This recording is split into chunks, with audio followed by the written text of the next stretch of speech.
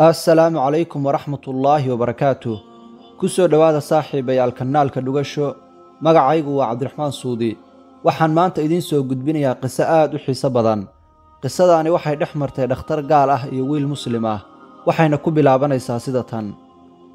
Waxaa jiray dhakhtar reer galbeed ah kaasoo garanaya luqadda Carabiga, wuxuuna maamulo ka ahaa hay'ad dadka gaalaysiisa ee laga leeyahay Yurub. wuxuu ka soo safray magaaladiisii wuxuuna yimi mid ka mid ah dawladaha Carbeed si uu u gaalaysiiyo dadkeeda islaamka ah, isagoo ku dhuumanaya safar caafimaad oo uu ugu magac daray mashruuca la dagaalanka cudurrada aragga. Dhakhtarku wuxuu ahaa mid aad u maskax badan. Wuxuu u tagay labadiisii saaxiib ee ugu dhowaa, wuxuuna u sheegay inuu marka hore ka bilaabi doono dadka aqoonta yar ee jaahilka ah, sababtoo ah iyaga way fududahay in la qanciyo. dhakhtarkii wuxuu galay safarkiisii wuxuuna tegay tuulo yar, wuxuuna kula kulmay wiil yar oo ari jira ah. waalidkiis ayaa dhakhtarka u sheegay in wiilkoodu uu yaqaano dhowr jis oo ka mid ah Qur'aanka, haddana uu wado inuu dhammaantiis wada xifdiyo. dhakhtarkii wuxuu la fariistay wiilkii isagoo baaraya araggiisa. baaritaankii kadib wuxuu weydiiyey wiilkii, maxaad u xifdinaysaa Qur'aanka isagoo aad u adag? wiilkii wuxuu ku jawaabay, Qur'aanku waa mucjiso uu Ilaahay noogu soo dhiibay nabigeenna naxariis nabadgelyo korkiisa ha ahaatee, wuxuuna na baray Allah, diinta Islaamka, jannada iyo naarta, iyo wax kasta oo wanaagsan. nabigeenna naxariis nabadgelyo korkiisa ha ahaatee wuxuu yidhi, Ilaahay Qur'aankan sababtiisa wuxuu kor ugu qaaday ummado badan, wuxuuna hoos ugu dhigay kuwo kale. dhakhtarkii wuxuu wiilkii ku eegay indho la yaab leh, wuxuuna bilaabay inuu shaki iyo shubho kaga furo diintiisa. wuxuuna ku yidhi, miyaadan arkin in marka Qur'aanka la xifdinayo lagala kulmo dhibaato badan? wuxuu ka kooban yahay Qur'aanku 30 juz iyo aayado badan, waxaana jira aayado isku mid ah oo soo laalaabta. ka waran haddaan aayadaha soo laalaabta ka saarno Qur'aanka, maadaama ay isku mid yihiin, wax faa'iido ahna aysan ku soo kordhinayn. markaa ka saarno aayadahaas waxaa yaraanaya jusaska Qur'aanka, waxaana awoodaysaa inaad xifdiso Qur'aanka Kariimka ah. dhammaan dadka islaamka ahna waxay noqonayaan kuwo xifdisan kalaamka Alle. dhakhtarkii ayaa saas ku yidhi wiilkii ayaa la wareegay hadalkii wuxuuna ku jawaabay, hadalkaagu waa mid qurxoon oo lagu qanci karo. dhakhtarkii khiyaanoolaha ahaa aad ayuu u farxay, wuxuuna is yidhi wiilkii wuxuu ku dhacay shabaqaagii. laakiin wiilkii isagoo sii wata hadalkiisii ayuu yidhi, waxaan qabaa hal su'aal dhakhtar. dhakhtarkii ayaa yidhi, waa maxay? wiilkii ayaa yidhi, jidhkaaga miyaan laga helayn xubno isku mid ah oo soo laalaabta, kuwaas oo aan wax faa'iido ah lahayn, sida labada gacmood, labada lugood, labada dhagood, labada indhood, labada keliyood, labada sanbab, iyo kuwo kaloo badan. maxaad isaga jiri weyda dhammaan xubnahaas dheeraadka ah si uu u yaraado miisaanka jidhkaagu, cunnadaada iyo cabitaankaagana aad uga faa'iidaysato, intay aadi lahaayeen xubno isku mid ah oo aan wax faa'iido ah lahayn? dhakhtarkii wuu wareeray aad buuna u naxay, wuxuuna naftiisa hoos ugu yidhi isagoo wadnihiisu garaacmayo, maxaa ka xanuun badan jawaabta wiilkan? haddii jawaabtaani ka soo baxday afka wiil ummi ah oo aan aqoon lahayn, sidee bay noqon kartaa jawaabta dadka aqoonta leh? daqiiqado kadib wuxuu la xiriiray dhakhtarkii saaxiibadiis, wuxuuna amray in ay rartaan qalabkooda si degdeg ah, muddo koobanna ay ku laabtaan dalkoodii. haddii ay sii joogaan halkaanna, maalmo kadib ay shaacin doonaan inay islaameen, waxayna ku dhawaaqi doonaan shahaadateynka. wax yar kadib dhakhtarkii waxaa u yimi wiilkii ummiga ahaa walaalkiis oo ahaa aqoon-yahan jaamacad dhigtaa. markuu ogaaday in dhakhtarku walaalkiis kala hadlayo arrimo ku saabsan Qur'aanka, wuxuu jeclaystay wiilkii inuu dhakhtarka kala hadlo mucjisooyinka Qur'aanka, kuwaasoo culimmadu ogaadeen sannado kooban ka hor. wuxuuna yidhi, waxay sheegeen baaritaanno cusub in xaddiga oksijiinta oo hoos u dhaco mar kasta oo qofku kor sii aado, sidaasna waxaa noo sheegay Qur'aanka Kariimka ah muddo 1400 sano ka hor. Ilaahayna wuxuu ku yidhi suuradda Ancaam. dhakhtarkii aad ayuu ula yaabay markuu maqlay aayaddan, wuxuuna go'aansaday inuu wax ka baaro diinta Islaamka, wuxuuna joojiyey dacwaddii ahayd inuu gaalaysiiyo dadka. waxaa intaas ku dhammaaday saaxiibayaal qisadeennii quruxda badnayd, runtiina waa qiso mudan in lagu cibro qaato. fadlan haddaad ka heshay muuqaalkan like saar, channelkana subscribe dheh si uu kuu soo gaaro muuqaal walba aan soo gelinno. mahadsanidin. assalaamu calaykum waraxmatullaahi wabarakaatuh. ku soo dhowaada kanaalka dhugasho. magacaygu waa cabdiraxmaan suudi. waxaan maanta idiin soo gudbinayaa qiso aad u xiiso badan oo mudan in lagu cibri qaato. qisadaani waxay ka hadlaysaa wiil jeclaaday gabar, sidoo kale waxay ka hadlaysaa dhibaatada baraha bulshada, waxayna ku bilaabanaysaa sida tan. ugu horrayn intaynaan u gudagelin muuqaalka, waxaan rabaa inaan soo dhoweeyo dhammaan asxaabta qiimaha badan ee nooga yimi kanaalka walaasheen Ruwayda Style. saaxiibayaal soo dhowaada, kanaalku waa kanaalkiinnii, aad baana u mahadsantihiin. sidoo kale walaashii Ruwaydana waan u mahadcelinayaa, sharaf iyo karaamo korkiinna ha ahaato. haddaba aan bilaabanno qisadeenna. waxaa jiray nin taajir ah kaasoo dhalay 2 gabdhood.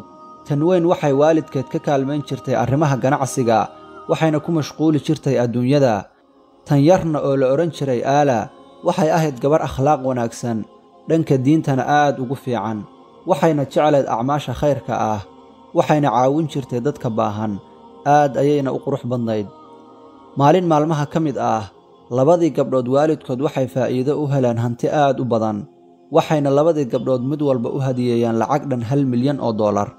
tii weyneed waxay soo gadatay gaari qaali ah, halka tii yaraydna ay go'aansatay inay dhisto masjid weyn si ay ugu tukadaan gabdhaha, uguna bartaan arrimaha shareecada.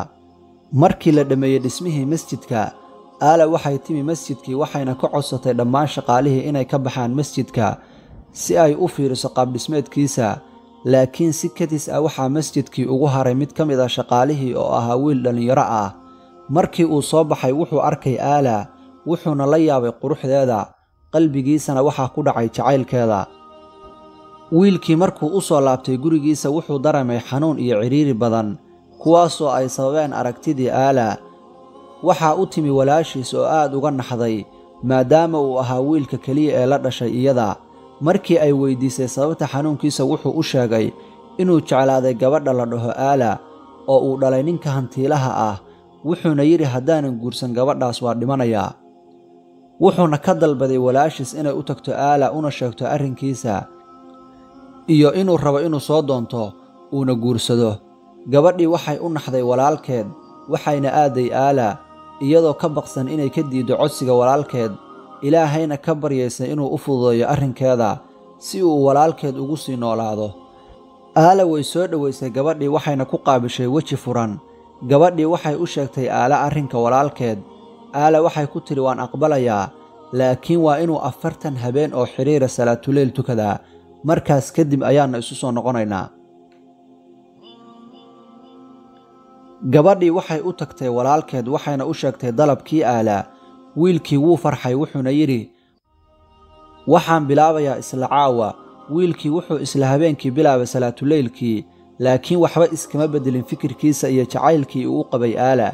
habeennadii 2 iyo 3aadna isla sidaas ayuu ahaa, balse habeenkii 4aad wuxuu u dhowaaday Ilaahay. habeen walbana wuu siyaaday u dhowaanshihiisa allaah ilaa uu dhammaystiray 40kii habeen. qalbigiisana waxaa galay jacayl kale, kaasoo ka daran kana awood badan kii hore, waana jacaylka Ilaahay.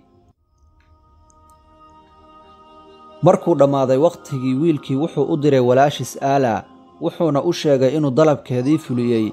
gabadhii waxay u tagtay Aala, waxayna u sheegtay in walaalkeed uu u mahadcelinayey maadaama ay sabab u ahayd inuu isbeddelo. waxayna u sheegtay inuu noqday mid Ilaahay ka jecel wax walba, hamigiisa ugu weynna uu yahay raaligelinta Ilaahay. Aala way ku faraxday arrintii waxayna tidhi hadda waan aqbalayaa inuu i guursado, laakiin hal shardi ayaan wataa, waana inuu xifdiyo qur'aanka kariimka ah oo dhammaystiran. gabadhii waxay u laabatay walaalkeed waxayna u sheegtay codsigii 2aad ee Aala. wiilkii wuxuu yidhi alxamdulilaah, xilligii lagu guda jiray 40kii maalmood waxaan xifdiyey 4 jus oo aan habeen walba ku tukan jiray, waxaana Ilaahay ballan kula galay inaan xifdiyo dhammaan qur'aanka kariimka ah. ilaahayna waxaan ka baryay inuu ii fududeeyo arrinkaas. in ka yar sannad kadib, wiilkii wuxuu xifdiyey dhammaan qur'aanka, wuxuuna ku galay tartan, wuxuuna maamulo ka noqday masaajid weyn ee ku yaalla magaalada. intaas kadib, wiilkii iyo walaashii iyo qoyskiisii waxay u tageen Aala, waxayna ka aqbashay guurkiisa iyadoo weliba aad ugu qanacsan. way isguursadeen wayna aqal galeen wiilkii iyo Aala, waxayna qabsadeen xaflad aad u qurux badan. muddo kadibna waxay u dhashay wiil qurux badan. ninkii wuxuu ahaa mid mar walba shaqeeya si uu ugu filnaado reerkiisa. xaaskiisa waxay ku fakartay inay caawiso ninkeeda, waxayna ka codsatay inuu u soo gado kombiyuutar si ay ugu shaqayso mid ka mid ah shirkadaha online-ka, lacagta ka soo baxdana ay ku caawiso reerkeeda. ninkii wuxuu aqbalay codsiga xaaskiisa, wuxuuna u soo iibiyey kombiyuutar, balse waxaa dhacay arrin la yaab leh. aala waxay noqotay mid mar walba ku mashquulsho kombiyuutarka, waxayna furatay aaladaha laga isticmaalo baraha bulshada.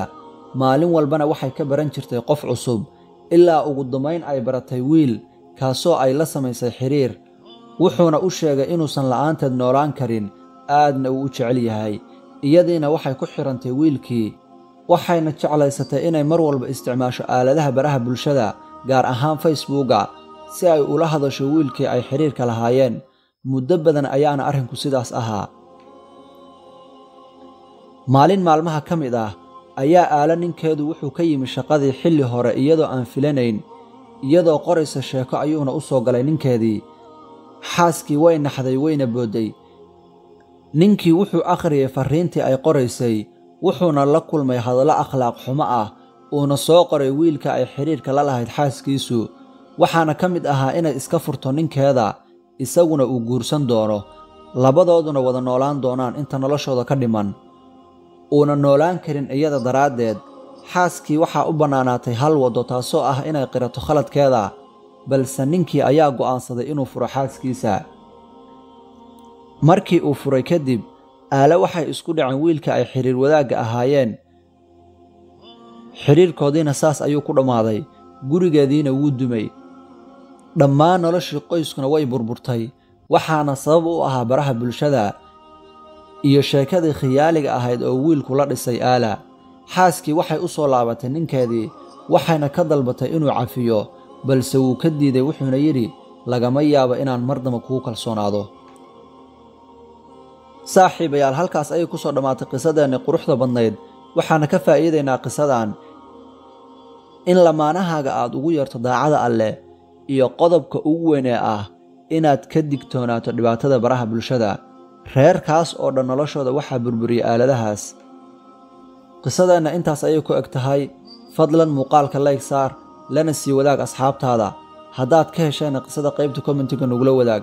wassalaamu calaykum waraxmatullaahi wabarakaatuh. intaas kadib wiilkii wuxuu akhriyay aayatul kursiga. dhammaan shayaadiintiina way iga carareen, meeshiina way banneeyeen. mindidiina calooshayda ayaan ku jeexay, waxaana layla cararay cisbitaalka. waxaana ku jiray muddo 3 bilood ah. assalaamu calaykum waraxmatullaahi wabarakaatuh. ku soo dhowaada kanaalka dhugasho. magacaygu waa cabdiraxmaan suudi. waxaan maanta idiin soo gudbinayaa 2 qiso oo aad u cajiib ah, oo cibro iyo casharo badan aad ka faa'iidi doontaan. qisadeenna koowaad waxay ku saabsan tahay saaxirkii toobadda keenay. qisada daawuud oo ah saaxirkii toobadda keenay waxay muujinaysaa naxariista allaah iyo khaatumada wanaagsan, iyo in dhammaan sixirku yahay been aan waxba ka jirin. waxayna ku bilaabanaysaa sida tan. wuxuu yidhi daawuud isagoo ka sheekaynaya qisadiisa, waxaan la noolaa shayaadiinta muddo 18 sano ah, waxaana ka bartay dhammaan noocyada sixirka. bilowgii waxaa sababay gurigeenna oo caqiidadu ku yarayd. waalidkayna waxay ahaayeen saaxiriin. markii ay gaboobeen waalidkay waxay ii sheegeen inaan anigu beddeli doono. caqiidadayda iyo iimaankayga oo daciif ahaana, waxaan galay caalamka sixirka iyo shayaadiinta, waxayna ii noqotay safarkaygii dunuubta iyo macaasida. waxaan ku qariyey naftayda gebi aad u weyn si aan ula munaajoodo shayaadiinta walciyaadu billaah. waxaana galay qabri muddo 15 beri ah si aan u gaaro darajada sixroole. magacaasna waxaan ku waayey bini'aadantinimadeydii, waxaana u malayn jiray inaanan weligay dhimanayn. markii hawshaas ii soo dhammaatay waxaan aaday Sacuudiga muddo 3 sano ah si aan ugu soo barto dhammaan noocyada kala duwan ee sixirka. waxaana ku soo laabtay magaaladeydii anigoo caan ah. dadkuna waxay dhihi jireen saaxirka ugu weyn adduunka. maalin anigoo dadka sixraya oo mindi caloosheeda ku mudaya ayaa waxaa ii yimi wiil taqi ah. wuuna iwaaniyey, wuxuuna ii sheegay in sixirku yahay xaaraan iyo kufri, laakiin uma aanan jawaabin. muhiimadna ma aanan siin hadalkiisa. intaas kadib wiilkii wuxuu akhriyay aayatul kursiga dhammaan shayaadiintiina way iga carareen meeshiina way banneeyeen mindidiina calooshayda ayaan ku jeexay waxaana layla cararay cisbitaalka markii aan caafimaaday waxaan go'aansaday inaan ka aarsado wiilkaas isku dayo badanna waan sameeyey aan ku dhibaataynay wiilkaas laakiin dhammaantood waan ku guuldaraystay sababtoo ah wiilku wuxuu salaadihiisa ku ilaalin jiray waqtigooda wuxuuna aqrisan jiray adkaarta subaxdii iyo galabtii toobadayda miyaa ayada waxaa sabab u ahaa riyo aan ku riyoodo dhowr jeer taasoo ahayd inaan ku riyooday anigoo dhintay oo lay kafnay qabrigana lay geliyey malaa'igtuna i weydiinayso waa kuma rabbigaa waase maxay diintaadu miyaase tukan jirtay salaadaha jawaabtayduna waxay noqotay ma garanayo waxaan ka soo booday riyadayda aniga oo aad u qaylinaya aadna u caraysan waxaana soo xasuustay aayadaha ah acuudu billaahi min ashaydaani arajiim waman yacshu can dikri araxmaani nuqayid lahu shaydaanan fahuwa lahu qariin وإنهم ليصدونهم عن السبيل ويحسبون أنهم مهتدون حتى إذا جاءنا قال يا ليت بيني وبينك بعد المشرقين فبئس القرين intaas kadib waxaan go'aansaday inaan aado wiilkii taqiga ahaa wuuna i soo dhoweeyey wuxuuna ii sheegay inaan toobad keeno wuxuuna ii sharaxay xadiis sheegaya in sixirku yahay kufri waana ku qancay hadalkiisa waxaana aaday masjidka si aan u soo tukado markaan ku soo laabtay gurigayga waxaa bilaabmay dagaalkii aan la geli lahaa shayaadiinta laakiin way ii hanjabeen waxayna dhaheen waan ku dilaynaa aniga keliya maahay waxay sidoo kale ii sheegeen in ehelkayga iyo carruurtaydaba ay dhibaatayn doonaan laakiin waxaan ku adkaystay toobadayda waxaana kala kulmay dhibaatooyin badan laakiin markaan badiyey akhrinta suuradda albaqara iyo adkaarta way iga tageen waxaana qabsaday xarigga alle alxamdulilaah noloshaydiina way ii hagaagtay halkaas ayayna ku dhammaatay qisada daawuud waxaana ka baran karnaa casharo badan waxaana ka mid ah inaan ka fogaano sixirka iyo shayaadiinta iyo inaan ilaalino salaadaha iyo adkaarta waayo waa dhufayska keliya aan haysano oo aan kaga badbaadi karno shayaadiinta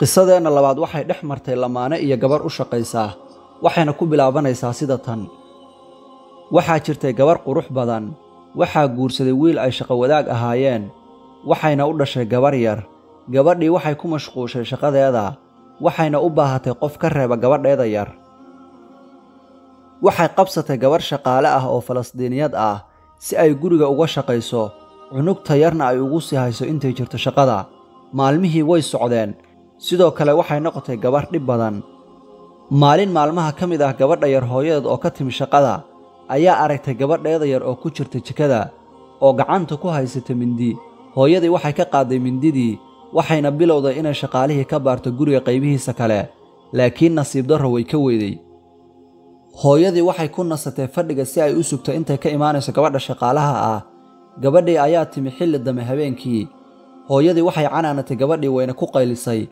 waxayna wacday ninkeeda si uu ula arko gabadha shaqaalaha ah arrinkeeda ninkii wuxuu ka yimi shaqadii isla sidii oo kale wuxuuna canaantay shaqaalihii wuxuuna ugu hanjabay in mushaarkeeda qayb ka mida uu ka goosan doono gabadhii shaqaale ahayd waxay go'aansatay inay ka aarsato ninkan iyo xaaskiisa iyadoo u soo maraysa gabadhooda yar shaqaalihii way aamustay mana jirin qof fahmaya arrinkeeda iyo waxay ka fakarayso maalmihii way socdeen labadii waalidna waxaa siyaaday mashquulkooda shaqaalihiina waxay bilowday inay garaacdo gabadhii yarayd ulana dhaqanto si arxandarra ah waxayna u diidi jirtay cunnada iyo cabbitaanka iyadoo ku xumaynaysa gabadha aabbaheed iyo hooyadeed gabadhii yareed waxay ku noolayd noloshaas adag muddo bilooyin ah ilaa hooyadeed ay ka aragtay in gabadheedu ay niyad xun tahay firfircoonideeduna hoos u dhacday maalin maalmaha ka mid ah ayaa hooyadii waxay ka soo laabatay shaqadeeda xilli hore si ay u xanaanayso gabadheeda ulana sheekaysato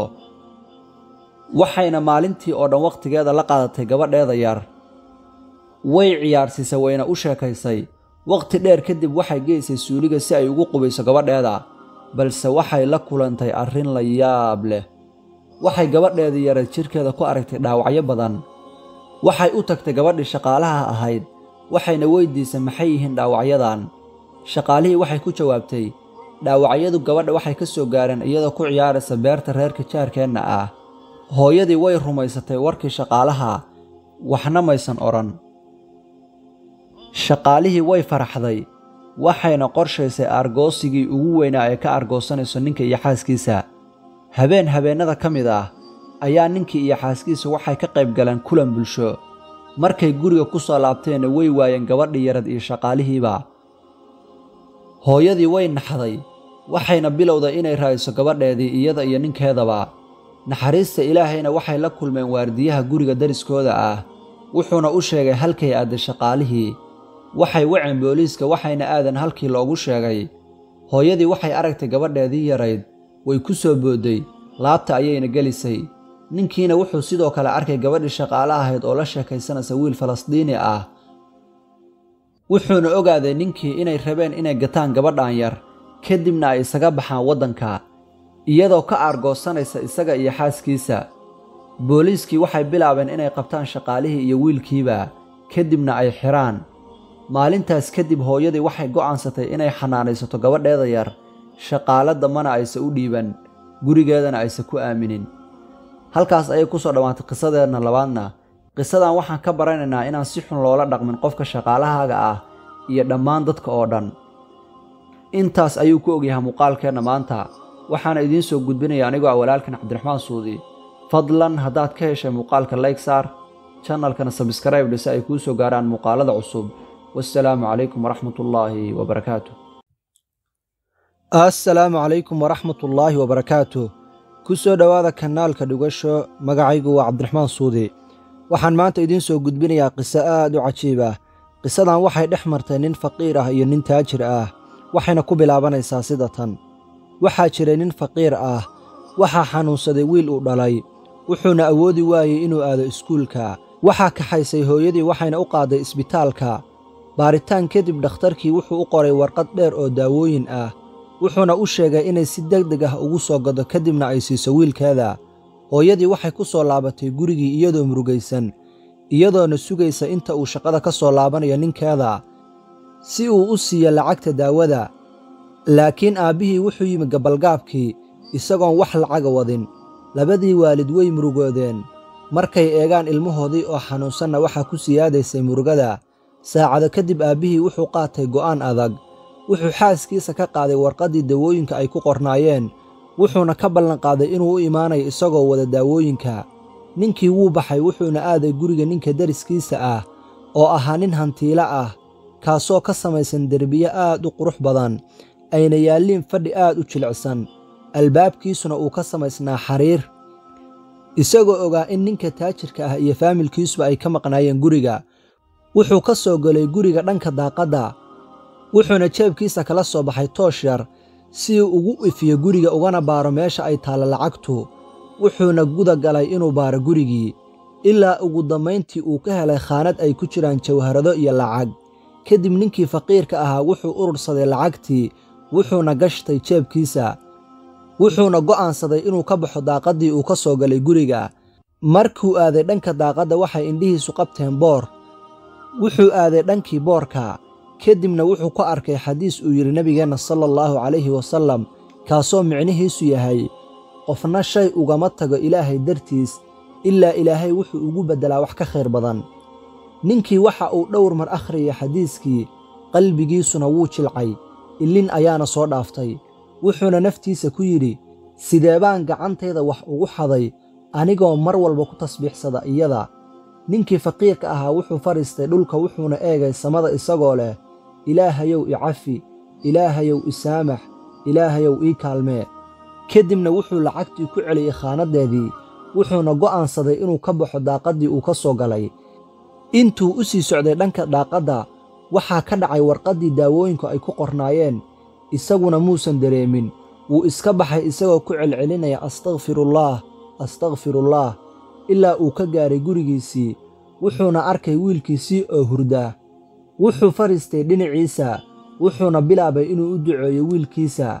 wax yar kadib ninkii qaniga ahaa wuxuu ku soo laabtay gurigiisii, wuxuuna si kadis ah u arkay warqaddii daawooyinka oo taalla daaqadda hoosteeda.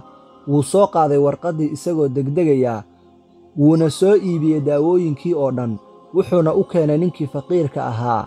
ninkii qaniga ahaana wuxuu bilaabay inuu u cududaarto ninkii faqiirka ahaa, isagoo ku leh, waxaan ku mashquulay shaqadayda ee iga raalli ahaw haddii aan kaa soo daahay. maalmo kadib waxaa caafimaaday wiilkii. ninkii hodanka ahaana wuxuu bilaabay inuu siiyo ninka faqiirka ahaa furaha qayb ka mida gurigiisa, si ay ugu noolaadaan isaga iyo reerkiisa. ninkii faqiirka ahaa wuu ilmeeyey farxad darteed, wuxuuna bilaabay inuu ku celceliyo xadiiskii nebiga sallallahu calayhi wasallam ee uu ku dhaqmay. dhammaan noloshiisiina way isbeddeshay. saaxiibayaal, intaas ayay ku dhammaatay qisadeennii quruxda badnayd. waxaana ka faa'iidaynaa qisadan: 1. haddii aad ilaahay dartiis wax dembi ah uga tagto, in ilaahay kuugu beddelayo wax ka khayr badan. 2. inaan iscaawinno oo iskaalmayno. waxaa qisadan idiin soo gudbinaya anigoo ah walaalkan Cabdiraxmaan Suudi. haddaba haddaad ka heshay qisadan, fadlan like saar si uu meel dheer u gaaro muuqaalku, channelkana subscribe dheh. mahadsanid. intaan qisadeena xigta ku kulmi doono. wassalaamu calaykum waraxmatullaahi wabarakaatuh.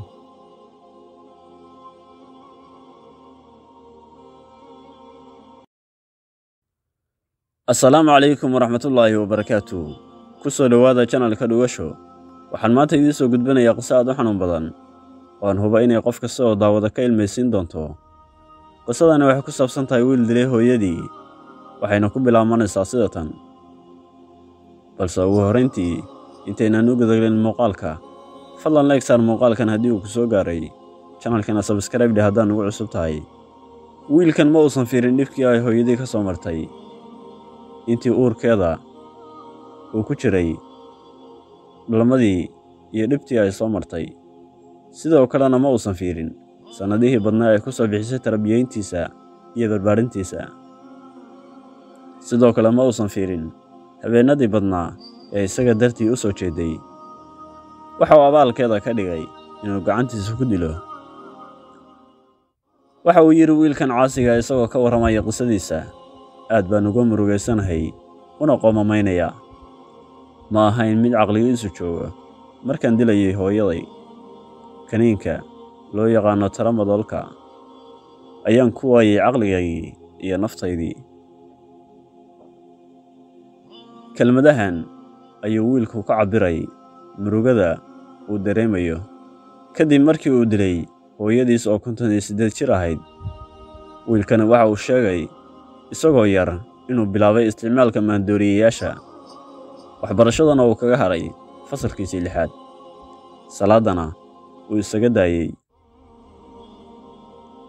intaasi kadib waxa uu noqday darawal, sidoo kalena waxa uu guursaday xaas. balse waa ay kala tageen xaaskiisa kadib markii ay isfahmi waayeen. intaas kadibna hooyadiis ayaa geysay isbitaalka la tacaala xanuunada nafsiga ah si looga daaweeyo, talana looga siiyo siduu uga caafimaadi lahaa isticmaalka maandooriyeyaasha. waxa uuna ku jiray isbitaalka muddo bil ah, kadibna waa laga soo saaray. waxa uuna noqday mid xaafadda iska jooga, jirkiisuna maalinba maalinta ka dambaysa waa uu sii baaba'ayay.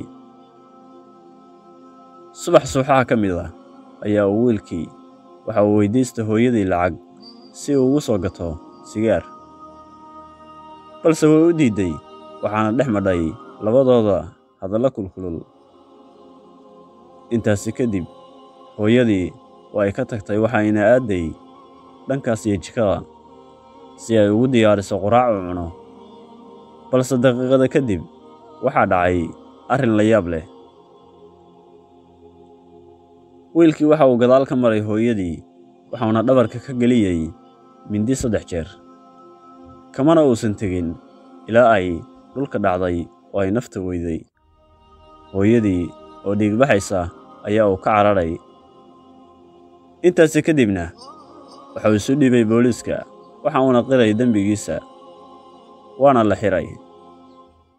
wiilkan waxaa ka awood batay shaydaan, sababtoo ah waxuu ka tegey amarkii Ilaahay waxuuna ka jeensaday dikriga Alle waxuuna ku noolaaday nolol ciriiriya oo murugo badan. qiimaha hooyo leedahay waxaa nagaga filan maansadii Hadraawi Allah u naxariistee dhegeysi wacan. balse intaan inay kala bixin idinka iyo maansada abwaanka muuqaalkan like saar haddii aad hilmaantay lana wadaag asxaabtaada channelkana subscribe leh qaybta commentigana noogu soo qora hooyo macaan waan ku jecelahay. Oyoy la'aanta adduunyada hubaashi habeenka ma baxadeeno iftiin lama heleeno dadku ma hayaamin dayaxeega joogo. Oyoy la'aanta adduunyada hubaashi habeenka ma baxadeeno iftiin lama heleeno dadku ma hayaamin dayaxeega joogo. sida had mafuule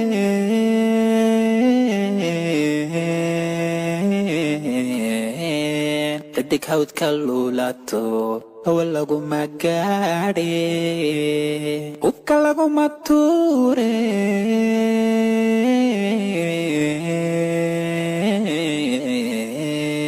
erka hirarka muuqdo ruuxad hagaysiyo dusha midho ku haysta hilintoosan weligii ka habaabi maaye hilintoosan weligii ka habaabi maaye hooyoy addoomuhu halkay maanta joogaan adiga u horseede hilintoosan weligii ka habaabi maaye hilintoosan weligii ka habaabi maaye hooyoy addoomuhu halkay maanta joogaan adiga u horseede intaad anad xambaarte aanad ka siise intaad anad xambaarte aanad ka siise qoradada jiqsiise abtay baan xisaabiyo tiro lagu helayne marka aad nin hilo laga baqa heshiisiyo halidiran dhashaaba hooya lagu xasuustaa qoradada jiqsiise abtay baan xisaabiyo tiro lagu helayne marka aad nin hilo laga baqa heshiisiyo halidiran dhashaaba hooya lagu xasuustaa.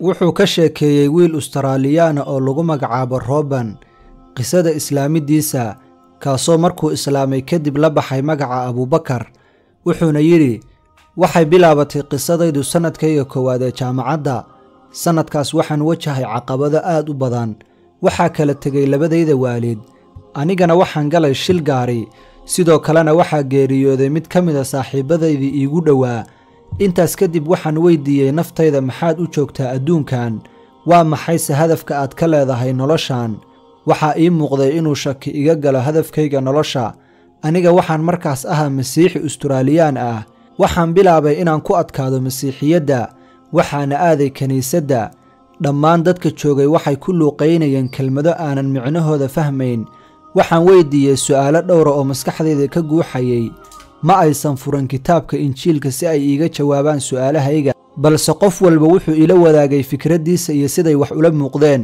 jawaabahooduna waxay ahaayeen kuwo iskhilaafaya xataa fikradda ay Ilaahay ka haystaan way ku kala duwanaayeen intaas kadib waxaan ogaaday in waxyaabo badan laga bedelay masiixiyadda waxaan bilaabay inaan aad u fakaro oo su'aalo badan isweydiiyo anigoo ku jira sidaas ayaan waxaan dhameeyay jaamacadda waxaana shaqo ka helay shirkad shidaalka iyo korontada qaabilsan waxaan ku bartay shaqada saaxiib Hindiya isla markaasna haysta diinta Hinduuska waxaan weydiiyey Ilaahooda kaasoo leh madaxa maroodiga iyo sababta ay ugu bedeli waayeen madaxaas libaax waxaan galnay wada sheekaysi dheer balse ima aysan qancin Hinduusiyadu waxaana bilaabay inaan baaro diimo kale waxaan ugu hormaray oo aan wax ka baaray diinta Yuhuudiyadda baaritaan dheer kadib sidoo kale waxaan ogaaday inay fikradoodu isburinayaan, ilaahayna ay siinayaan astaamaha bini'aadamka oo kale sida inuu wax cuno, wax u baahan yahay iyo wixii la mid ah. yuhuudiyaddana kama aanan helin waxaan doonayey. ugu dambaynna waxaan bilaabay inaan wax ka baaro diinta buudiyadda. markaan baaritaan sameeyeyna waxaan ogaaday inaysan diinba ahayn ee ay tahay waddo lagu xalaashanayo waxyaabaha xunxun. maalin maalmaha ka mida ayaan waxaan la kulmay mid ka mida asxaabtayda, wuxuuna i weydiiyey diimaha aan wax ka baaray. waxaan ku idhi waxaan wax ka baaray diimo badan oo ay ka mid yihiin masiixiyadda, hinduusiyadda, yuhuudiyadda iyo buudhiisamka. wuxuuna igu yidhi ka warran diinta islaamka.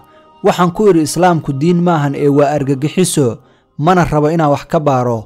laakiin maalmo kadib waxaa dhacday arrin kadis ah. waxaan is arkay anigoo soo galay meel masaajid ah, anigoo aan weliba bixin kabahayga.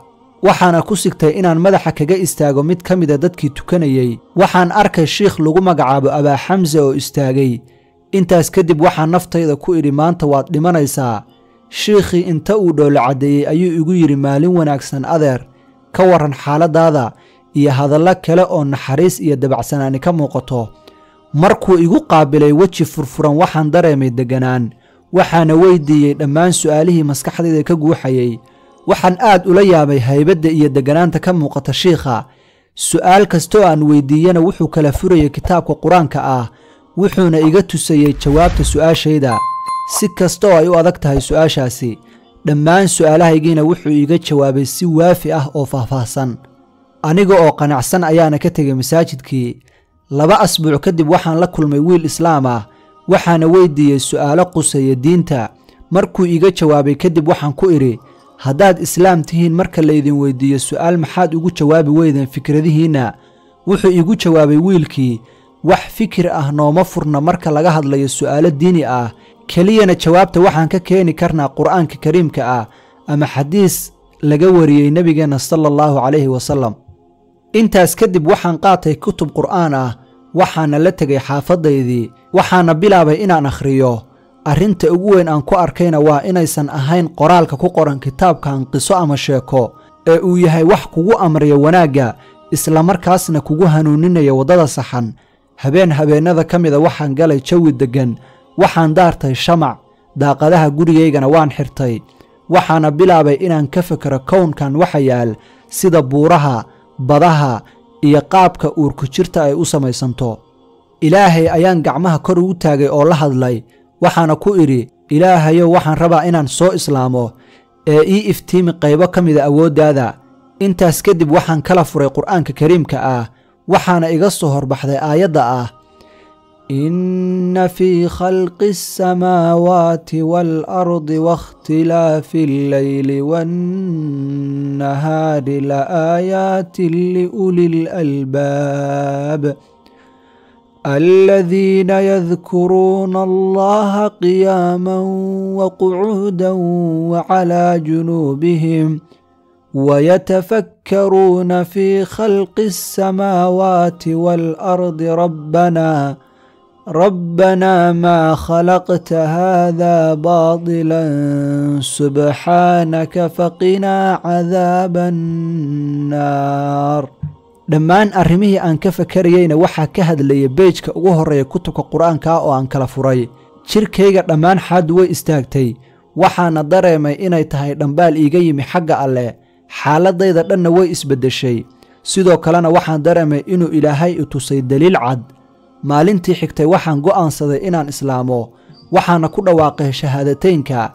marka aan islaamay kadib caqligayga waxaa ka baxay dhammaan cabsidii iyo walwalkii. laga bilaabo maalintaa islaamay ilaa maantana wax murugadda ma ah ma dareemin.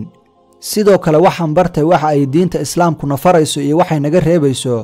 waxaana si wanaagsan ula dhaqmay waalidkay, gaar ahaan aabbahay, taasoo ka dhigtay aabbahay mid garowsada in islaamku uusan ahayn beenta ay ka faafinayaan gaaladu. wuxuuna iga codsaday kutub qur'aana inaan siiyo, waana siiyey. waxaana aaminsanahay in isaguna uu shaacin doono islaamiddiisa maalin dhow inshaa allah. halkaas ayay ku dhammaatay saaxiibayaal qisadii Rooben, islamarkaasna markuu islaamay la baxay magaca Abuubakar. waxaan filayaa inaad wax badan ka faa'iideen qisadan. fadlan waxaan idinka codsanayaa inaad muuqaalkan 1000 like gaarsiisaan si uu walaalo badan u gaaro. dad badanna uga faa'iidaystaan channelkeennan aad ku soo biirtid oo subscribe dhahdid. mahadsanidin.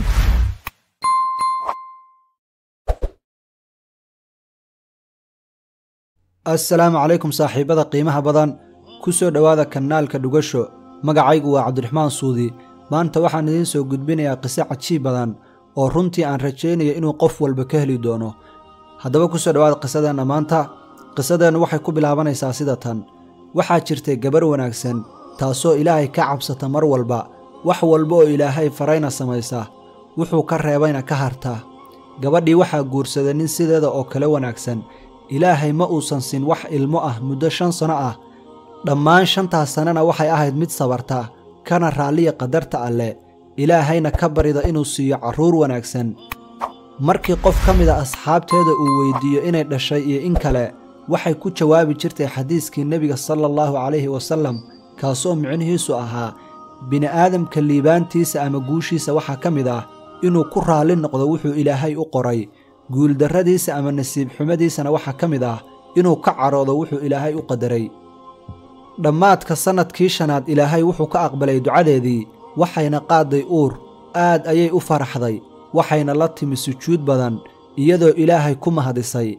markii la gaaray bishii 4aad ee uurkeeda, iyada iyo ninkeedu waxay aadeen dhakhtaradda si ay u ogaadaan xaaladda ilmaha uurka ku jira, balse dhakhtaraddii waxay u sheegtay arrin aysan ku farxin. waxay tidhi dhakhtaraddu ilmahan waxbaa ka khaldan, wuxuuna u egyahay xayawaan badda ku jira oo la dhaho ukhdubuud, kaasoo leh fara badan iyo cago badan. waxaana waajiba inaad iska soo ridid si aad u ilaashato caafimaadkaaga. xaaskii kumaysan qancin jawaabta dhakhtaradda, waxayna aadeen dhakhtar kale oo caalami ah iyada iyo ninkeedii si ay arrintan u xaqiijiyaan. dhakhtarkii marka uu sameeyey baaritaan, waxa uu siiyey isla jawaabtii hore. waxa uuna yidhi ilmahan waa inaad iska soo riddaa, laakiin xaaskii way diiday inay iska soo riddo ilmaha. ninkii qabay wuxuu ku yidhi, xaaskaygii maxaad bilooyin badan u sidaysaa ilmo u eg xayawaan, lagana yaabo marka aad dhalayso inaad kala kulanto dhibaatooyin badan. balse xaaskii waxay ku adkaysatay go'aankeedii, waxayna tidhi ilaahay ayaa ii qoray ilmahan, mana dilayo wuxuu doona ha noqdo. qofkii ilaahay qadartaysa ku raalli noqdana, ilaahay wuxuu ku abaalmariyaa waxyaabo qurux badan. ninkii wuu carooday, wuxuuna xaaskiisa u diray guriga qoyskeeda, balse xaaskii maysan xanaaqin. waxayna xasuusatay xadiiskii nebiga sallallahu calayhi wasallam, kaasoo micnihiisu ahaa rabbi subxaanahu wa tacaala wuxuu soo degaa qaybta u dambaysa habeenkii, wuxuuna dhahaa yaa i baryaya oo aan ka ajiibaa, yaa wax i weyddiisanaya oo aan siiyaa, yaa dembidhaaf i weyddiisanaya oo aan u dembidhaafaa. maalintaa wixii ka dammeeyey xaaskii waxay go'aansatay inay kacdo habeen walba qaybta dambe, salaadna tukato, una ducaysa ilmaheeda uurka ku jira. iyadoo xanuunsan hurdayaraanna ay hayso, ayay habeen walba xilliga dambe ilaahay baryi jirtay, iyadoo weliba ooyeysa, ilaahayna weyddiisan jirtay inuu ku arsaaqo ilmo caafimaad qaba. ilaahay wuxuu qur'aankiisa ku leeyahay, وإذا سألك عبادي عني فإني قريب أجيب دعوة الداع إذا دعان فليستجيبوا لي وليؤمنوا بي لعلهم يرشدون. taasoo micnaheedu yahay ilaahay haddaad barido inuu ka ajiibayo ducada. maalin walba xaaskii iyada oo xanuunsan, culayskeeduna uu ku sii siyaadayey, ayay haddana ilaahay baryi jirtay oo hintiina wadi jirtay, ilaa la gaaray wakhtigii uu soo dhowaaday dhalitaankeedii. waxaase dhacay arrin aad loola yaabay. ninkii qabay xaaska oo subaxaha ka mida ka soo baxay gurigiisa, ayaa waxaa la soo xidhiidhay qoyska xaaska, waxayna ku dhaheen kaalay arag carruurtaada. wuu u qaadan waayey arrinkan, wuxuuna u soo degdegay isbitaalka, maxaa yeelay wuxuu maqlay arrin uu aad ula yaabay. markii uu yimi isbitaalka waxaa loo sheegay in wixii la yidhi waa xayawaan ay ahaayeen 4 cunug oo mataana ah, 2 wiil iyo 2 gabdhood, laakiin qaabka ay ilmogaleenka ugu abuurmeen ay u muuqatay inay yihiin hal qof oo leh gacmo iyo lugo badan. xaaskii way dhoolla caddaysay, wayna faraxday, ilaahayna aad ayay ugu mahadcelisay. sujuudu shukri ayayna la dhacday, sababtoo ah baryadeedii ayaa laga aqbalay. ninkiina wuxuu xaaskiisii ka codsaday inay cafiso, xaaskiisiina way iska cafisay, isagoo ka shallaayay ficilkii uu sameeyey, indhihiisana ay ilmo ka qummayso. haddaba saaxiibayaal qisadeenii quruxda badnayd intaas ayay ku eg tahay. qisadeennan waxaan ka baranaynaa casharo badan, waxaana ka mid ah qofkii ilaahay ku kalsoonaada arrimihiisana u tala saarsada inuu ilaahay ku abaalmarinayo waxyaabo qurux badan. sidoo kalena waxaan ka baranaynaa in baryada ilaahay ay wax walba ka awood badan tahay. waad ku mahadsan tahay daawashada muuqaalkan. haddaad ku cusub tahay kanaalka fadlan subscribe dheh, muuqaalkana like saar. mahadsanidin. muuqaalkan muuqaal la mida intaan ku kulmi doono waxaan idinkaga tegayaa wassalaamu calaykum waraxmatullaahi wabarakaatuh.